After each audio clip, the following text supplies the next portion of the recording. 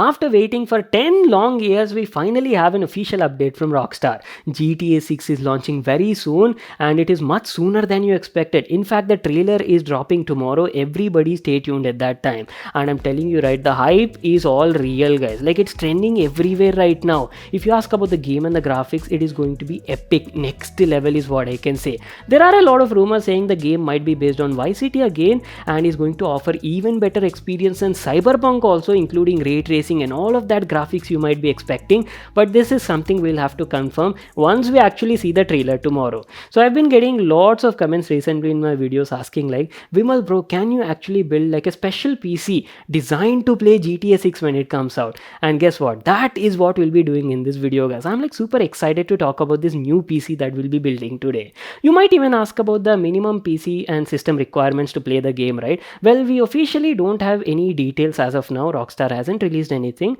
but I believe you'll need to have a minimum of 30 series GPU to fully enjoy the experience. Like, Rockstar has been developing this game for such a long time. I'm pretty sure they'll be dropping ray tracing features, new DLSS features and all of that. I would say having a 40 series card would be like really useful, because then only, right, you'll be able to experience all of these Nvidia technologies, either it be frame generation, DLSS 3.5 and stuff like that. So you might ask about the older cards, maybe like 16 series, 20 series. We don't know if the game is like well optimized. You can play on the older hardware also. Well, obviously they've took around like 10 years, right? They should have made it a lot optimized like GTA 5, but this is again we'll get to know once the game actually releases into the market. But anyways, today we will be building a kind of PC that is like fully prepared to play this GTA 6 at next level graphics, guys. You can play the game at 4K resolution, maxed out graphics, even with ray tracing. So we are actually building like an all Asus ROG themed Overkill edition gaming PC, and obviously this will be based on Intel's recent 14th gen platform. We'll be using their top of the line i9-14900K CPU that actually features 24 cores, 32 threads. It's like a monster CPU, and we'll be pairing it with ROG Strix RTX 4080 GPU, guys, with up to 16 gigs of GDDR6 memory. The kind of configuration I'm talking about, right, it's gonna be epic. So first of all, let me talk about the 14th gen platform. You people already know I've made like a complete review and overview on Intel's 14th gen CPUs and hardware, what is new, what you can expect, the kind of performance benchmarks, everything. You'll find the video on my channel. Go watch that in case if you missed it. Today anyhow, I'll show you the complete detailed performance and benchmarks about i9-14900K, also comparing it with the previous gen 13th gen i9 and also the competition CPUs as well. And talking about the motherboard, obviously for 14th gen I would be using like a brand new motherboard only, right? And today in the house we actually have a newer model from Asus. This is the Strix Z790A Gaming Wi-Fi Mark II edition motherboard. Don't confuse it with the older model made for the 13th gen. This one is like brand new, designed for 14th gen, and actually features like next gen connectivity features, including Wi-Fi 7 support as well. One more thing I do have to mention is people are like randomly buying motherboard and AIO combinations, guys, and because of this they're actually getting compatibility issues during installation. If you buy like an expensive motherboard, right, it'll have like large chunky block of heat sinks near the VRM section, very tight area, and there if you buy like an AIO that has like a large pump head, it might not fit properly or installation might be like very difficult, guys. So if you don't want these sort of problems to happen, you'll have to check for the compatibility. That is the reason I usually suggest to go for like a complete one solution theme. If you buy components from a similar brand, right, products are designed for each other, like they're made for each other, and that is the reason we'll be using this all new Tough Gaming LC Mark II 360mm AIO from Asus. It's designed to fit perfectly and match either your Tough Gaming or even ROG motherboards with a hassle-free installation experience. On top of that, it's actually a very well-built AIO for the Intel 14th gen platform, designed to offer peak performance along with our Strix Z790 motherboard and ensures a consistent and stable results even under heavy workloads. Best part is the whole RGB lighting can easily be synchronized via Asus Armoury Crate software, and you can even apply your own fan curves using their Fan Expert solution. And you know what? This is actually the right time to upgrade or maybe build a PC, because Asus is having a special campaign and activity where if you buy their combination of motherboard and AIO products, right, you will be getting like a certain cashbacks, Amazon Pay rewards, or you can even participate in their international giveaway contest as well, where they're giving away a lot of interesting stuff. All you need to do is buy this AIO and motherboard combination within this time period during December when the offer is running, and you'll need to submit an invoice in the link that I'll be sharing in the description box below. And that's it. After a certain time period, you will get your Amazon Pay or cashback rewards. So do not miss out this offer, and don't forget participating in their giveaway contest as well. all details and links will be available in the description box below. Talking about the RAM and memory, we will be going with Kingston. We'll be using the Renegade series DDR5 RAM, and that too with up to like 70 to 100 MT per second OC edition guys variant, 16 into 232 GB, and also a TB of Gen 4 SSD, same Renegade only from Kingston. Now talking about the power supply, see for this sort of configuration a 1000 watt power supply would be more than enough, but unfortunately I don't have 1000 watt right now, so I'll be using a 1200 watt ROG Thor Platinum series power supply, which also has like a dedicated OLED display. And lastly, coming to the case, this is also from Asus. We'll be using a Tough Edition special case GT502. It's a dual chamber case with beautiful aesthetics, tempered glass on the front and left, and also has like carry handles at the top side, so you can easily take this case anywhere you go. So that is basically our complete idea of today's PC build. Now let's get started with the assembling.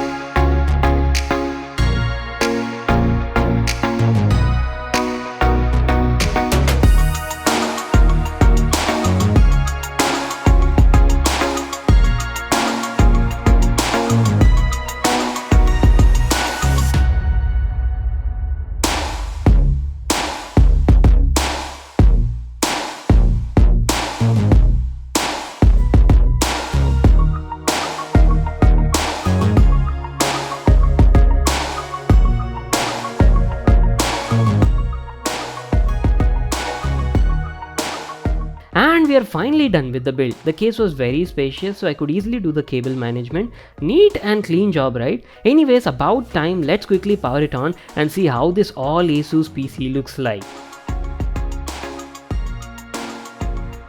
Oh baby, now that is what I'm talking about. Just look at that RGB lighting, especially on the motherboard, cooler, and also the Strix GPU. Absolutely beautiful, right? Best part is the whole RGB lighting can be synchronized and easily controlled via Asus Armory Grade software. Lots of lighting effects to choose from, and not just the lighting, you can even tweak and adjust the fan curves also as per your requirement using their Fan Expert software. Eye candy PC guys, I can just keep on staring at it all day long. Just sit back, relax, and I hope you enjoy these beautiful PC shots.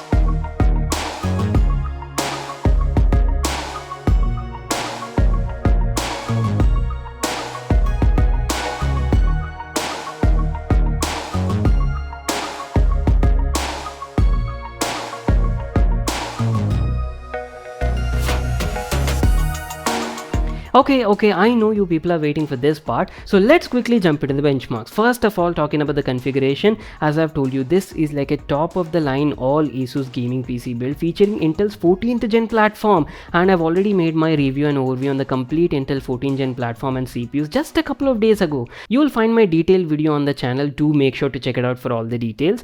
Anyways, in this video also I'll give you like a quick brush up on the CPU and the specs. So today we are particularly using Intel's 14th gen i9 14900K, and if you compare it to the previous 13th gen i9, there is not major difference I would say, because 14th gen is basically like a refresh of the existing lineup. They are still based on the performance hybrid architecture Intel 7 process only, and yes, they also support LGA 1700 same socket. So best thing is you can even use your existing 600 series, or you can go for the newer 700 series motherboards. So talking about the configuration, i9 14900K is a 24 core 32 thread monster CPU, and if you talk about the performance, right, right, you might see numbers and scores very close to the i9 with slightly improved performance because of that, 200 megahertz higher clock frequency. Anyways, I've ran a couple of benchmarks also, including Geekbench, Cinebench. So let me quickly show you the scores and also compare it with the previous gen i9 and also some competitor CPUs as well. First of all, in Geekbench 6, we got a single core score of 3095 and a multi-core score of 22450.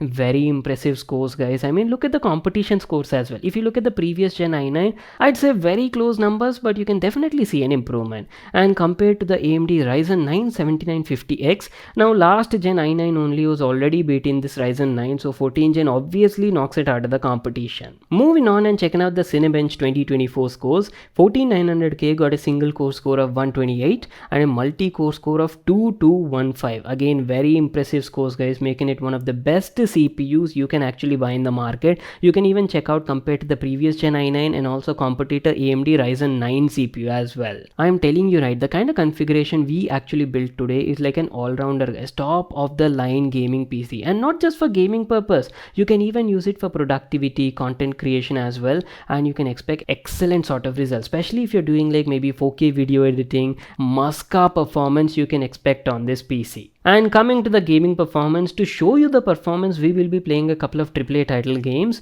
and as I've told you, we mainly designed this gaming PC especially to handle GTA 6, and I'm telling you, right, GTA 6 is going to be massive, guys. You'll definitely need beefy specs to be able to run a game like that with a grand scale map, though we are still waiting for the game to be dropped and also minimum PC requirements from Rockstar's side. Anyways, in the meantime, let's play a couple of games which are already existing in the market, starting off with Spider-Man. And as I've told you guys, this is like a crazy gaming PC build, and I would expect nothing less than 4K gaming performance. So I'm not even gonna do 1080p or 2K, guys. See the 4K gaming only we will play. So right now we're playing this game at 4K resolution, ultra max graphics, basically very high preset in the game. And as you can see, on an average, we were getting around 135, 140 FPS, guys, at 4K max graphics. Well, obviously, what would you expect from that behemoth ROG Strix RTX 4080 with up to 16 gigs of GDDR6 memory, guys, OC edition variant. And yes, the system is very well capable of handling ray tracing and DLSS also.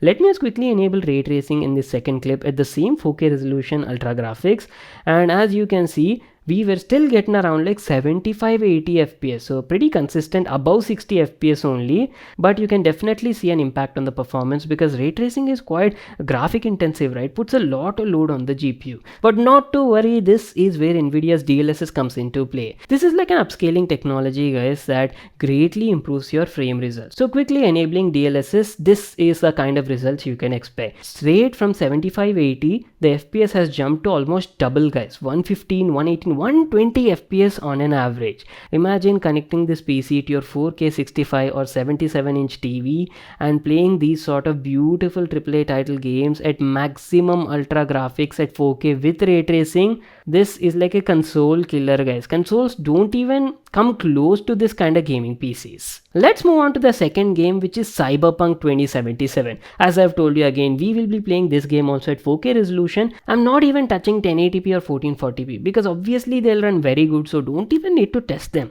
At 4K maximum ultra graphics in Cyberpunk 2077, we were getting an average of around 55 to 60 FPS when you're walking in foot in the middle of Night City, so definitely consistent and smooth results.